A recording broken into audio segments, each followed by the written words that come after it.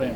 It's a tremendous honor to have been accepted as a member of the Hall of Fame, and for our family it's a tremendous experience in that my father-in-law was in the first Hall of Fame class in 2012, so it's just almost something you can't put a value to.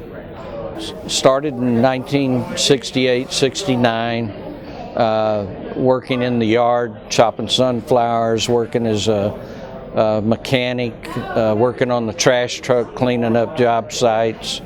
Did that for about 6 months, and then they needed somebody to come in and learn estimating, and they learned that I was studying architecture in college, so they said, you know, you probably would be good to learn estimating. So, well, if I can draw plans, I ought to be able to read them, and it took off from there. Spent 6-7 years doing estimating, business development, then into project management. In 1977, we had an opportunity to take over Cardinal Masonry in Houston and its subsidiary Southwest Masonry in Austin, and because of doing the due diligence and establishing the cost for each of the jobs these two companies had in the buyout with Texas Industries, they wanted me to go to Houston because the worst jobs were in Austin, and they wanted their man in Austin to be sure I wasn't padding the books on the jobs, and turned out I was right, and they had some real issues. And from Houston, returned back to Dallas in 1985 as executive VP. In 1990, I became president and COO of the company, and in 2000 became the president, chairman, and CEO of D. Brown Inc.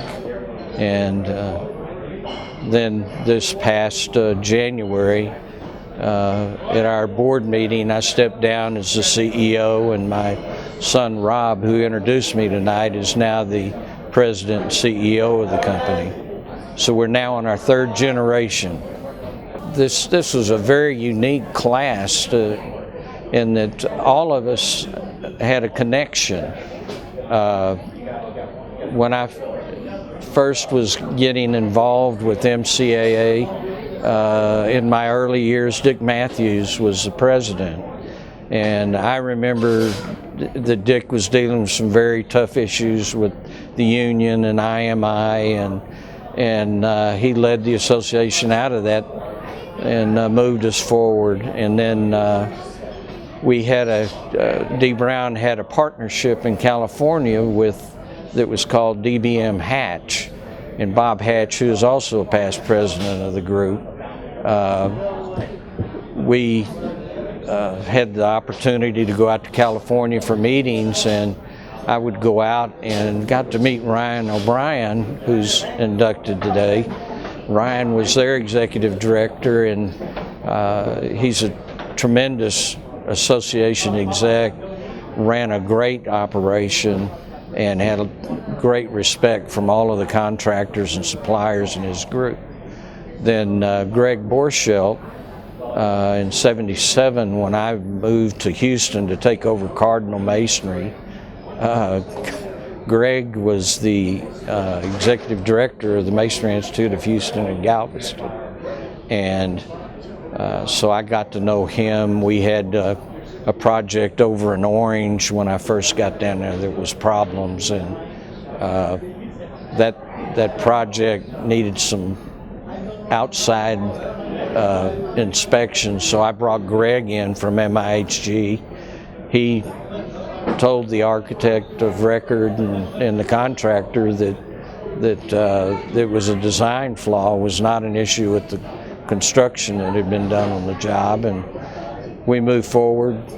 Greg and I have known each other through the MAX committee, our relationship with MCAA and BIA through the years, so we've always stayed in touch. And then Harry McGraw, Harry was my general superintendent and when I went to Houston, and Harry actually was the one that taught me field operations, because I was an architect by education. I was not a mason. I could build them in the office, I could draw them, I could visualize them. I was fortunate to be able to visualize things three-dimensionally. So working design with architects was an easy job for me, and I thoroughly enjoy it. So our relationship has gone on through the years, through Associated Masonry Contractors in Houston, the AMCT that eventually became the Texas Masonry Council, and then Harry, when our daughter was having some health issues, Harry and Lois used to keep the boys and take care of them while we were at the hospital. And so Harry was kind of a stand-in dad for our two sons at times. This industry builds on our history. And we've got a very old trade that has done a tremendous, all the way back. I did an article for National Geographic, and they had me develop a price to do the pyramids if it was being built today. And then I got an interview from Cairo from a guy that was a contractor wanting to talk about the bid and how it was put together. But the fact that we can share what we've learned from our predecessors with the younger guys in the industry, and hopefully keep them from making mistakes that we made younger in our career, I think moves the industry forward and saves a lot of grief for a lot of young guys.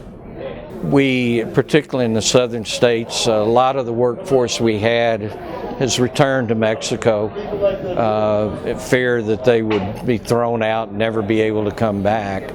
So they're waiting on our government to finally do something towards immigration. I have 20 some odd men that I'm allowed to work. I have letters from INS saying these guys are okay to work as long as they are not on a job that required green cards. So some of them have been on that list now for 5 years, and we've got to do something to move forward with getting these people. They're here. I've got one man that has put a daughter through college. She's now a senior at Texas Tech. He's a hard worker, wants nothing but to raise a family and have a decent life, and we're doing the best we can to help him every way we can. But if we don't do something with workforce development and with immigration in the same vein, we're in for a rough road with the construction industry, period. The reason the junior is so important is I'm junior. The son that introduced me tonight that goes by Rob is Robert III, and his son is Robert IV, who also works in the company already. So we're known as R2, 3, and 4 around the office.